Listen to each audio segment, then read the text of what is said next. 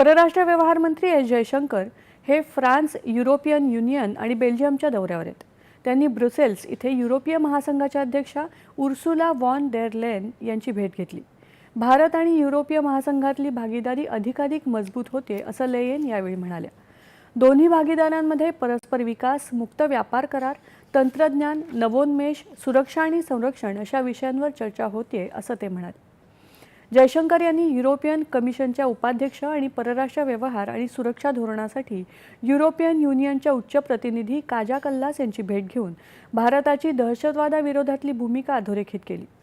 दहशतवादाविरोधात भारताचा पाकिस्तानशी संघर्ष आहे असं सांगत दहशतवादाबद्दल शून्य सहनशीलता आणि आण्विक हल्ल्याच्या धमकीला बळी न पडण्याच्या भारताच्या धोरणाचा पुनरुच्चार जयशंकर यांनी केला.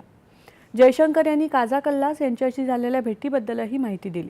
कल्लास यांच्यासोबत युरोपमधील परिस्थिती, युक्रेन संघर्ष, पश्चिम आशिया, भारतीय उपखंड आणि हिंद प्रशांत क्षेत्रांमधील जागतिक व्यवस्थेवर विचारविनिमय केल्याचं ते म्हणाले.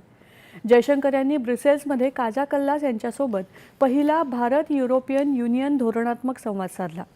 संरक्षण, सागरी सुरक्षा, दहशतवाद विरोध, सायबर, अंतराळ आणि संरक्षण उद्योग सहकार्य वाढवण्यावर यावेळी चर्चा झाली.